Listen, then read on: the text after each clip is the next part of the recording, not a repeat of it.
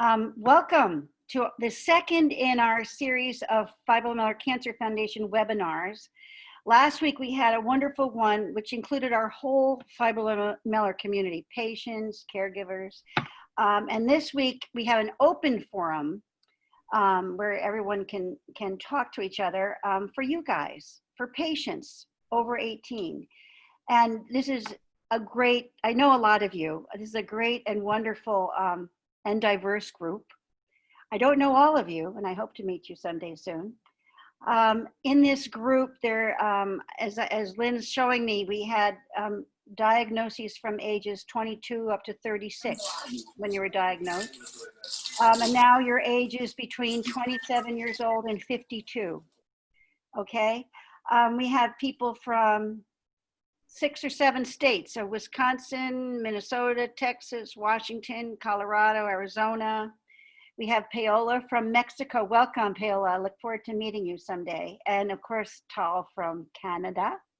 So it's a real diverse group from all over, which sort of tells you about fibromyalgia, huh? It's just, anyway, I'm Marna Davis, chairman of the Fibromyalgia Cancer Foundation, mother of Tucker, who started the foundation in 2009, just before he passed away from fibromyalgia.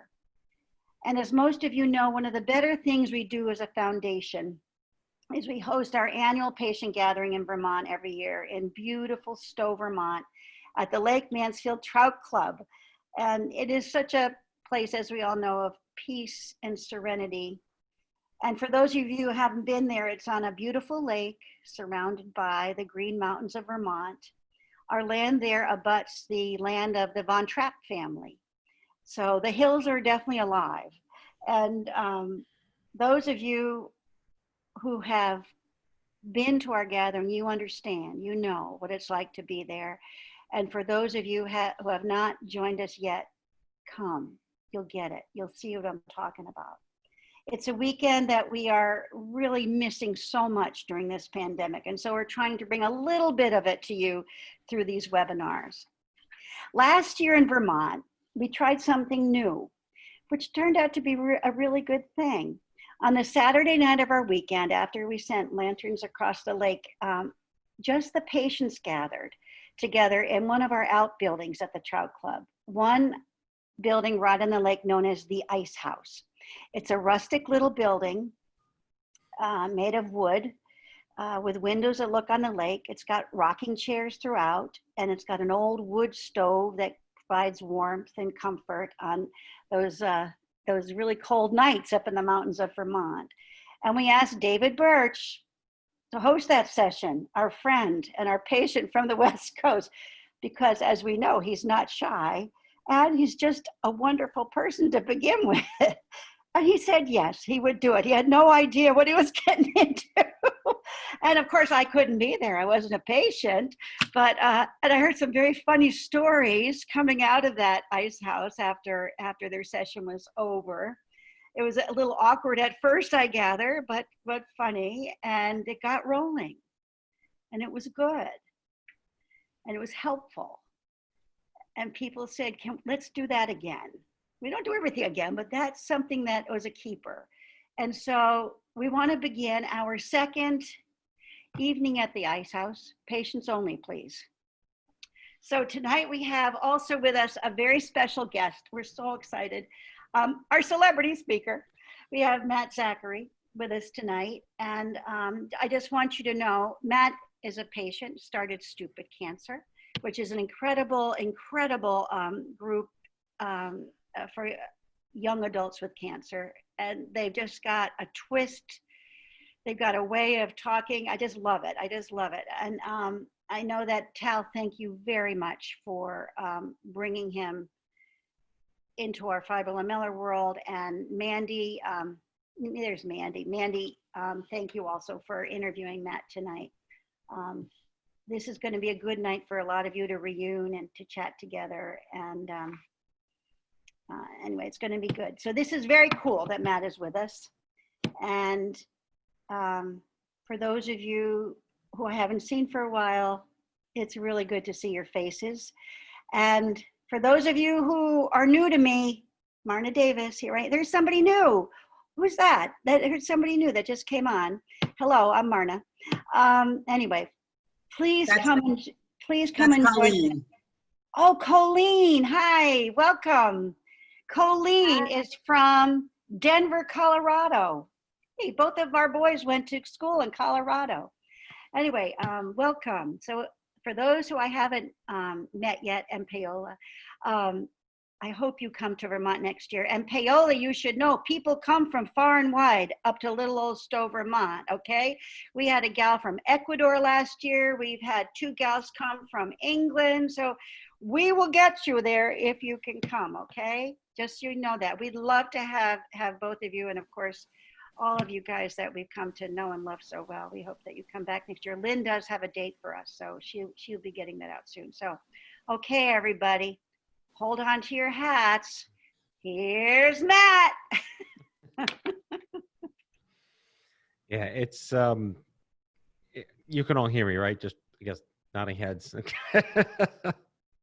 No, it's an honor. It's an honor to be here, and I stepped down from Stupid Cancer 18 months ago, like starting like October 1st is 18 months, and it's fascinating to see the momentum of the young adult cancer universe still coalescing and convening consistently. And just yesterday, I promoted 4 young adult cancer conferences happening around the country, and it's just so telling that I may have aged out. I'm 6 years out of my own community at this point, 46, but it's just so inspiring and compelling that energy will live on and keeps living on every single day. It's amazing. So it's just humbling to support you guys and be here tonight, because I'm part of you. I'm a young adult survivor, and I think Mandy can if you were at the 2014 conference, I forget which one you're at, but when I turned 40, I created the Young Adult Cancer Alumni Society.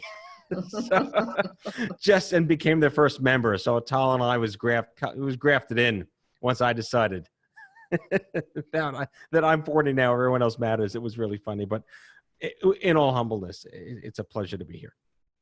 Yeah, kind of tell us how you started Stupid Cancer, and kind of how you found or formed the community that you started. I went 7 years believing I was the only kid that ever had cancer in his 20s. And yes, this was the 90s and life was very different, and there was no internet or anything to sort of auto-connect me to different things. But in realizing that there was someone else like me, it's the old story. Like, I just instantly felt that it was okay. That what I went through was, unfortunate, but, permission to be angry about it and permission to not feel alone anymore. And I was lucky because I met a guy who also had brain cancer in college, was bald, from New York City, and went to my university. So talk about niche peer support. He happened to be on the board of directors of a group in the Beltway called the National Coalition for Cancer Survivorship. I recommend everyone check that. They're the oldest survivor-led advocate group in the world. They were founded in 1986 under a George Herbert Walker Bush and Ronald Reagan initiative that gave birth to it through an NCI Foundation grant. Fabulous story of how advocacy was born from a policy perspective in this country. His name was Craig, and he sucked me into this magical world that I didn't know existed of other people like me. And this was around 2004, 2005. And it was like the Wizard of Oz, the curtain pulled back, and I could see all these things that I didn't even know were possible, and met these people that I didn't know existed. And I kept saying, where were you when I needed you? And it dawned on me that I wanted to create something where someone else would say that to me. Where were you when I needed you? To build something else for someone else who needed it when they didn't know they needed it. And Stupid Cancer came about. Originally, it was called the I'm Too Young for This. Tal, you may remember the Wayback Machine. It was called the I'm Too Young for This Cancer Foundation. But before hashtags, Stupid Cancer was the slogan. And someone handed me a microphone and said, you should host a cancer radio show. I said, on what? The internet. Like, what's the internet? That's really framing this. So I became a radio show host in 2007 and built a small website called I'm Too Young for This. And it was nothing more than just more of a contentious voice against the backdrop of traditional cancer marketing in the 2000s around, Hallmark cards and pink ribbons and, pity parties and stuff like that. And it just was something that I wished that I had 10 years prior. And it just became a phenomenon. It was lightning in a bottle for all the accidental reasons. And I think the fact that there was no internet and there was no Facebook and there were no iPhones or Android devices, it ignited a community that didn't know it could be a community.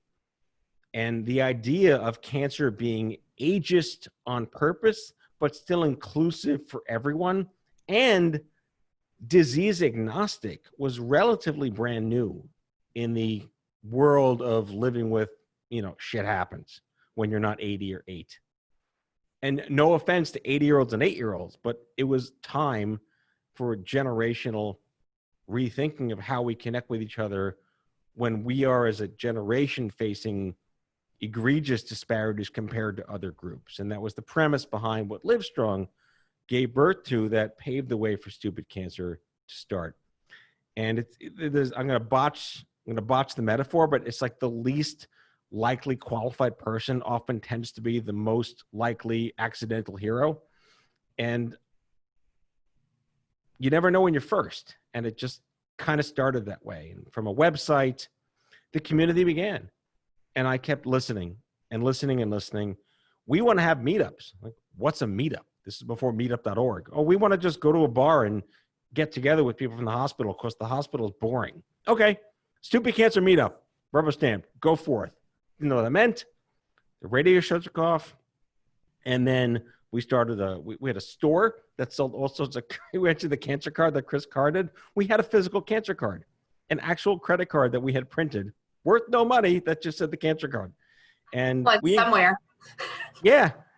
And we just said, like, show it to cops. Who cares, right? Whoever.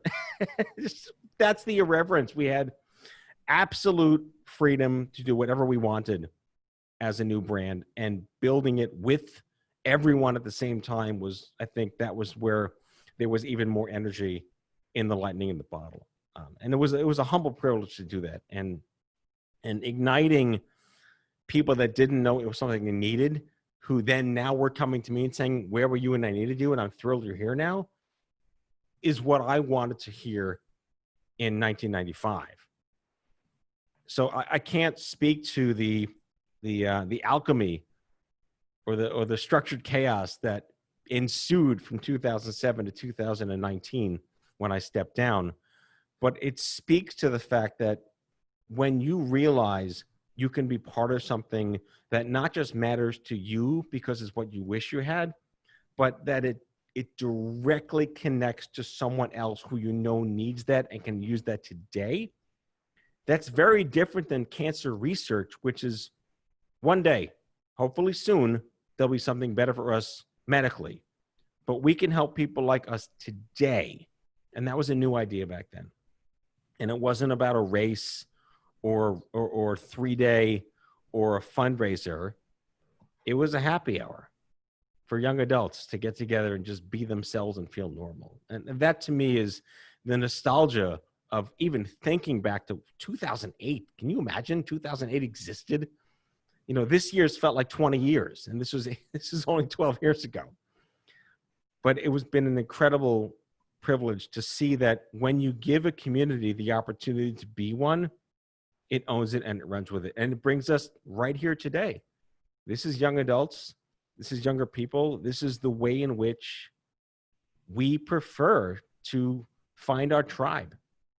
And I'll wrap that up in a bun by just saying one of my favorite outcomes, one of my favorite little lingo slogans that came out of everything we did was that it's not about what you have, it's about what you have in common. And for me, that sums up why I do what I do every day. Yeah, that sounds like it was the way you were able to kind of give back to the cancer community. And I also hear like a huge message of like connection and just cohesiveness along a community that didn't know it needed each other. I mean, yeah, there was a group. I mean, even if you know, First Descents, they do phenomenal retreats and camps for young adults, and there are a batch of groups that existed way back then that create these experiences, and they always talk about the you know, the fact that you know, when you're sick and you're not in the traditional age group of people that get sick, you're not going to see a lot of people like you around. So you don't even think to know there could be someone like you. So when you have that gestalt moment, what do you mean there's someone like me that's just like me or just enough like me? That's revelatory to many people. And whether or not you choose to avail yourself of the opportunity to engage with your peer community, it's just nice enough to know you're not alone to begin with at the get-go. And I think when we started moving into collaborating more with groups like, you know, Cancer and Careers is a great organization. If you're not familiar with it, they are the leader in how to deal with FMLA and gaps in your resume and employer discrimination and reasonable accommodation. We start to really think about how we're the only ones that can help each other out in a way that others can't. And the narrative is, you know, my friends and family are awesome, but no one really understood it except someone like me. That's the tribalism that works. And this notion of it doesn't matter where in your body the cancer is, we have so many more things in common and it's not a contest. That was my big takeaway from young adult cancer. And I think it's still the same way. Yeah, absolutely. Kind of shifting gears, something that I think is pretty common to all like young adult cancer survivors is dealing with like guilt and judgment and interrupting your life. How have you been dealing with that, or do you have any suggestions on life hacks for that?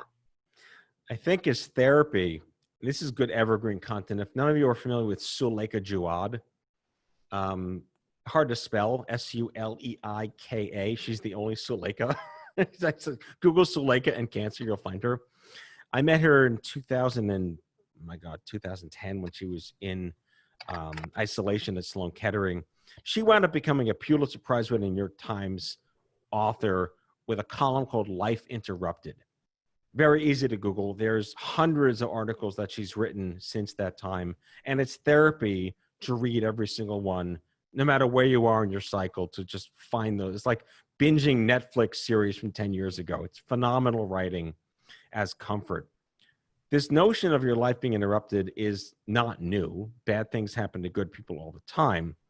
But when it is something as insanely life-threatening with grotesque uncertainty, she talked about how do you find your handrail, your guardrail, your anchors? What are the things that you can, if there are anything that you could latch onto that has any sense of consistency? For her, it was her dog.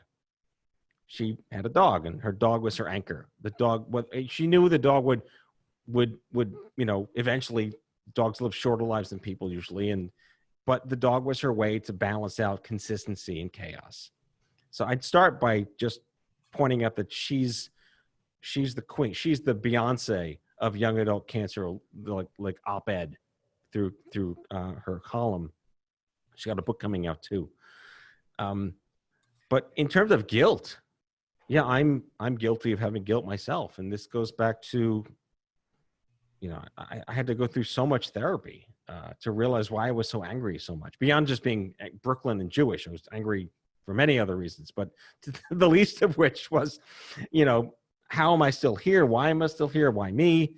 And the emotional damage that my diagnosis did to my parents weighed very heavily on me in a very subconscious way. And running Stupid Cancer and seeing people come and go for all the wrong reasons weighed heavily in terms of all nonprofit people that work in this sector have to deal with massive leadership challenges in terms of loss and relationships and why are we still here, but we have to do what we keep having to do. I know Stupid Cancer still does tons of webinars, and other organizations like Lacuna Loft and even First Descents how do you manage guilt? Cancer Care has a wonderful young adult cancer program that you can Google. Also, they do a lot of webinars and online groups about guilt. How do you feel about how your diagnosis affects other people? Or really is like, how do you manage? Why me? Why not them? If that's the direction your mind goes at 3 a.m. There's no one answer to any one person. And I think this just does go back to how not everyone has chutzpah. Not everyone is born of the condition of moxie built into their DNA.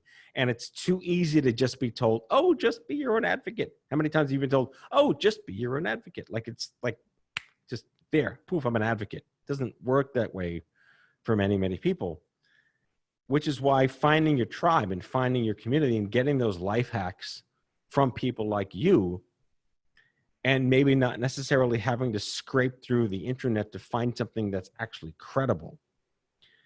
I think that ties into how we went from like nothing in 1995 to too much in 2020. So who becomes your filter? Who becomes your handler? Who becomes the greeter in the shit happens store that you didn't want to go shopping in and maybe stuck in for God knows how long?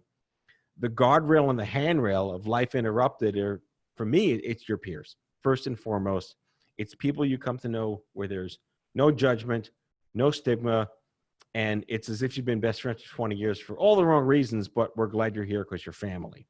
It's a very long answer to a very short question. Yeah, I think that's huge. I mean, making the connections, whether you do it online or in person, increasingly online now. And I think you probably have a similar experience to a lot of us because your cancer was also very rare, and now you're the oldest living survivor. But trying to connect with other people and find commonalities, I'm sure, helps you to get through it. Yeah, I was diagnosed with medulloblastoma at the age of 21.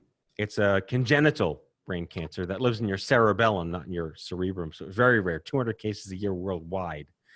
And it generally presents under the age of 8, and I was 21, which is highly anomalous. And there was no data to look at, and there was no cookbook to say, just do this to Matt. And everything was shot in the dark, scattershot, Jackson Pollock, let's, hope and pray that this is the right thing to do. And lo and behold, I got very lucky for no one knows why reasons. I had a great neurosurgeon. I think taking that out of my head, probably the best thing to start, but everything else after that was all scattershot. But facing mortality at 21, 6 months to live. Oh, great. Then they're like, oh, well, now we're going to give you a 50% chance to live for 5 more years. I'm like, I don't want that. I want a 100% chance to live for 200 years. Like, no, it doesn't work that way. Sorry, 21-year-old. So I get it. Totally get it. And this notion of living almost like in the same dogmatic lifestyle of metastatic breast cancer patients, where it's always touch and go, and there's no certainty to anything except that everything dies at some point, and it's a horrible way to think about it. And the ideas of mortality and death and dying are so under-discussed in cancer that it's unfair that these are not disclosable, open-ended conversations for people to really feel that it's part of their life and they deserve to have the narrative about themselves and their families and what it means. And I'm adamant about that conversation being more relevant than it is today, because who wants to talk about that? We should want to talk about that because we are those people. And I wished that I had in those days someone to talk to about, what do you mean 6 months to live? I'm 21 years old. That would have been really nice. And today there are resources that help us confront those realities. And, it's easy to say, oh, just live every day as if you're last. Please go kill yourself. That is not the right way to talk to people. It's like when I say, oh, cancer, my grandma had cancer. Don't say top 10 things not to say to cancer people. My dog had cancer. No, that's not how you talk to us. This comes down to how we want to define what our lives mean to us based on our handrails and our community. And at the end of the day, at 3 in the morning when it's just us laying in bed trying to sleep, we have to make our own decisions on what we want to do in the morning. And it comes down to something as simple as that. I mean, do you have any suggestions on how to face mortality or kind of how to deal with the uncertainty that getting a diagnosis like cancer at such a young age kind of throws at you? You know, there is a wonderful platform that I'm involved with through John and through Nord called The Mighty, MIGHTY, themighty.com. And it was founded by a gentleman who was Mike Parath, who has a child with a rare, very rare, scary, life-threatening disease. And he's a journalist, and he built this platform pretty much from scratch to be a more democratized, honest way to meet people like you and talk about the most uncomfortable things possible. Suicide, grief, loss, mental health, paranoia, fear, anxiety. And you'd be surprised how many self-policing, I almost say democratized self-policing groups have cropped up on that platform. And confronting mortality and talking about death isn't necessarily only a cancer issue. It's just an issue. And again, going back to, it's not about what you have, it's about what you have in common. It's free, it's an app, it's online. They've got 3.5 million people using it. It's proven itself to be incredibly valuable. But, I'm sorry, my wife's texting me. All right, life is okay. Always on call, gotta be a good husband. So I would advise you to take a look at The Mighty. It's where I refer most of my people to at this point in terms of finding ways to talk about uncomfortable things on a platform that is very safe and very trustworthy. It's also going to be very difficult to find that. I know that the Cancer Care, if I'm going to be your yellow pages for the evening, cancercare.org has a lot of forums and a young adult cancer program, and they touch on topics like this, but they also provide free access to social workers who are trained in young adult cancer survivorship with whom you can have really candid, dark conversations with about what this really means to you. I'd also go back and say, if you Google the old Stupid Cancer Show, we did episodes on death and dying and mortality that are searchable and listenable at this point. So there's no short supply of content, but it's not going to make anything better unless you decide what it means to you to discuss it on your terms. I just went through puberty, on your terms, and take from it what matters most to you, because there's no number at the end of an equal sign when you're in this situation. It's how you choose to live every day and what that means to you, at least based on wherever you can get support and comfort that matters. And just leaning in and recognizing that there's nothing comfortable about discussing death and dying and mortality, but it is a necessary conversation because it's about real life. And it's about helping you figure out what's best for you every day. Yeah, absolutely. Your wife texting you made me think about your kids and how you've had to kind of navigate like going through fertility treatments and getting pregnant and everything. So how are the kids doing, and how did you navigate all those life milestones that got interrupted with cancer? I every day I get up, and I'm one of the people that mean it when I say get up, and I you know, toy, you know, you kiss something and just knock wood that I don't know how I'm vertical with all my pieces together. It doesn't make any sense, and it's just what it is, and it just drives what I do. But I was blessed to have 2 beautiful children. They're IVF twins because I'm infertile from cancer, and no one expected it to work, and it just worked. I got a BOGO, which is always nice when you pay for one and get 2. They were not expecting that.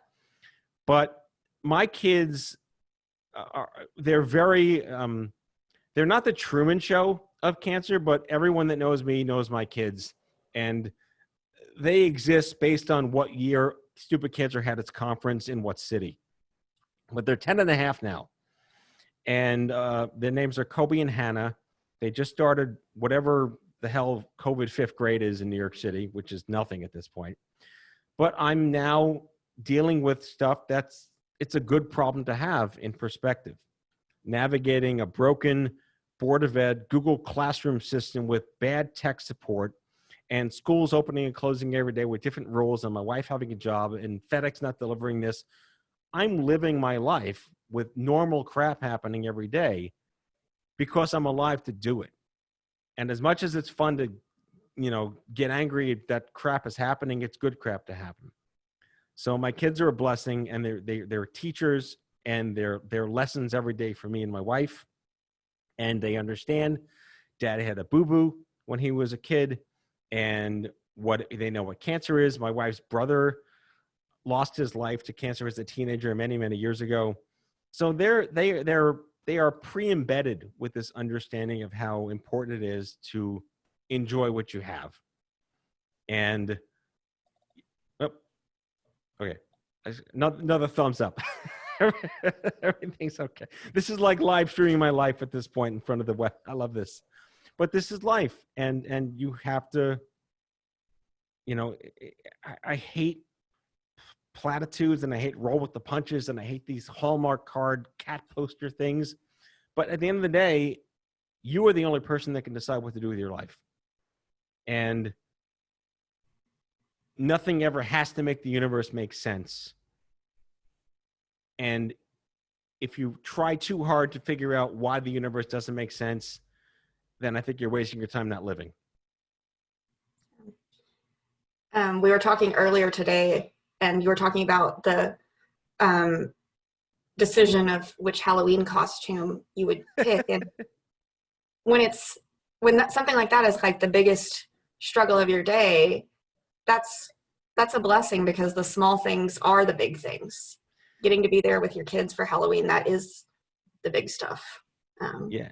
Like he did not go with my suggestion, by the way. No, I did not. Lightyear. Yeah. My kids wanted me to go as a pineapple because one of them is going as SpongeBob. See, good problems to have when you have to recognize where you are today in the space and how you can still help people. I mean, I'm not working in the nonprofit sector anymore. I started a new media company that's doing podcasting for patient advocacy. It's first of its kind of business. And I will never take that hat off. I'm always going to be representing cancer patients and survivors and advocates as your voice, and to give more voice, and to make sure that those voices matter in terms of making things suck less for us and for the next us. But, when the worst thing that happens in my day is, should I be Buzz Lightyear or pineapple for Halloween? That's a good day. It's an awesome day. Well, I want to give us some time to be able to talk with just the survivors. So I want us to virtually head to the ice house now. And I'll get the staff to jump off. Bye, staff.